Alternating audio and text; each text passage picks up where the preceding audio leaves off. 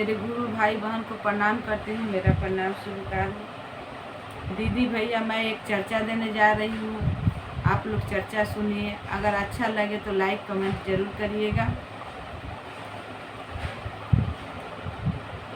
बोल रहे हैं जे एक बार की बात है जे पार्वती और भोले बाबा दोनों बैठकर बात कर रहे थे। तो पार्वती बोली, महादेव, अब तो तीनों लोक में घूमते घूमते मेरा मन उब गया है। अब मन करता है कि हम मृत्यु भवन में चले, धरती पर चले और वहाँ पर कुछ देखें, जो वहाँ पर क्या हो रहा है, नहीं हो रहा है। आप तो अघड़दानी हैं, महादानी हैं, जिसको देते हैं उसको देते रह जाते हैं, और जिसको नहीं देते हैं उसको कुछ नहीं देते हैं। आप ऐसा क्यों करते हैं? तो महादेव बोले जे ठीक है, जब तुम बोल रही हो जे धरती पर जाएंगे, मृत्यु लोक में जाएंगे, तो चलो तुम खुद ही देख लेना जे कौन क्या करता है और किसको मैं देता हूँ, किसको नहीं देता हूँ। माँ पार्वती बोली जे ठीक है महादेव, हम आपके साथ चलेंगे। दोनों आए। जब दोनों नीचे आए तो महादेव बोले जे हम तो देवी देवता हैं, यहाँ पर धरती पर आने से देवी देवता बनकर रहेंगे तो मनुष्य हम लोग को चारों तरफ से घेर लेगा, हमको पूजनीय बना देगा। एक काम करो, तुम एक ब्राह्मणी का रूप ले लो, हम एक ब्राह्मण का रूप ले लें। और दोनों नीचे चले। नीचे आया दोनों, एक ब्राह्मण ब्राह्मणी का रूप लेकर आया। तो गुरु बोले जे पार्वती, अब तो हम जब नीचे आए हैं तो सांसारिक बनकर रहना पड़ेगा, कुछ खाने पीने के लिए व्यवस्था करना पड़ेगा। तो पार्वती बोली जी हाँ, यहाँ पर तो आए हैं तो खाने पीने का तो व्यवस्था कुछ करना पड़ेगा। तो महादेव बोले जी ठीक है, हमको एक झोली दे दो, हम झोली लेकर जाएं, सब्जी खरीद कर लाए, थोड़ा चावल लाएं, थोड़ा दाल लाएं। तब तक ले तुम एक मिट्टी का चूल्हा बनाओ, ईंटा लगाकर 2 ठो चूल्हा बनाओ और बना कर रखो, तब तक ले हम सब सामान खरीद कर लाते हैं। पार्वती मैया बोली जे हे महाराज, हे स्वामी, आप जाइए बाजार लेने जाइए, तब तक ले हम चूल्हा बना कर रखते हैं। तो गुरु चले गए सब्जी लाने के लिए और पार्वती इधर उधर देख रही है कि कहाँ ईंटा है, जे 2 ठो 4 ठो ईंटा रखेंगे तभी ना वहाँ पर खाना बनाएंगे। तो चारों तरफ जब देखी तो देख रही है सब 2 महल 3 महल बना हुआ है, उसमें से हम कैसे ईंटा लाएंगे? नहीं लाए। महल बना हुआ है, अच्छा से सजाया हुआ है, तो उसमें से ईंटा वो कैसे लाएगी कि चूल्हा बनाएगी?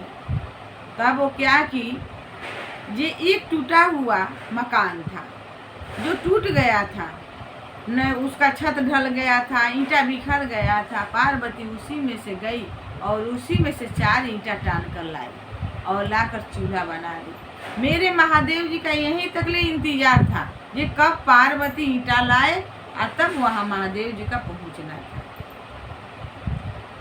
जब पार्वती ईंटा 4 ठो लाई और चूल्हा जैसे बनाई, तब तक ले महादेव बिना कुछ लाए, साग सब्जी बिना अनाज लाए हुए आकर वहाँ पर प्रकट हो गए।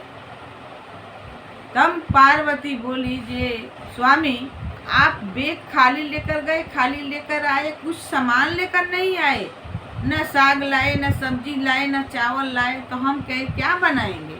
हम तो चूल्हा तैयार कर लिए। तो महादेव बोले जे तैयार कर ली, अब सुनो जे हम क्या बोलने जा रहे हैं।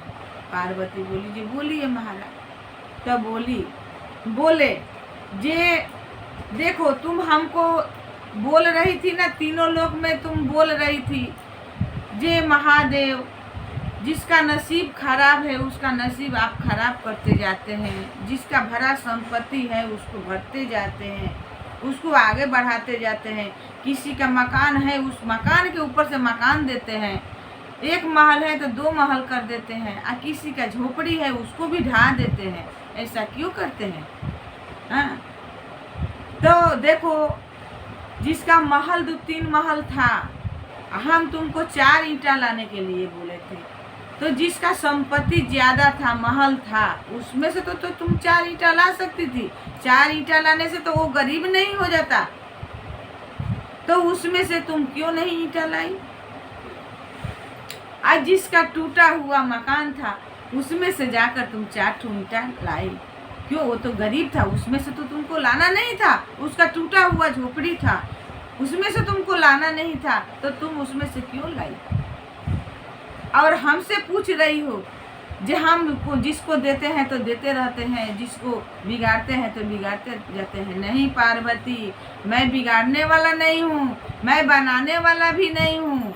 मैं मनुष्य जो जैसा करता है वो कर्म का फल पाता है। जो मेहनत करेगा वो ऊंचा पद पाएगा, ऊंचा काम करेगा, मान प्रतिष्ठा पाएगा, धन संपत्ति पाएगा।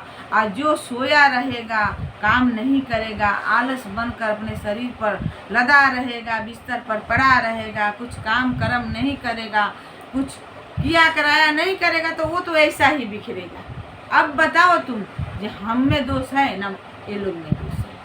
पार्वती बोली महाराज आपका जो उद्देश्य था मुझे मिल गया। मनुष्य को अपना कर्म का ही फल मिलता है, जो जैसा करता है वैसा ही फल प्राप्त करता है। अगर कोई काम नहीं करेगा, कर्म नहीं करेगा, तो वो अच्छा फल नहीं पाएगा। देखिए गुरु भाई बहन, अगर बच्चा पढ़ने जाता है, अगर अच्छा से वो पढ़ाई नहीं करेगा, अच्छा से याद नहीं करेगा, तो अच्छा से परीक्षा नहीं देगा, तो उसका रिजल्ट भी अच्छा नहीं होगा।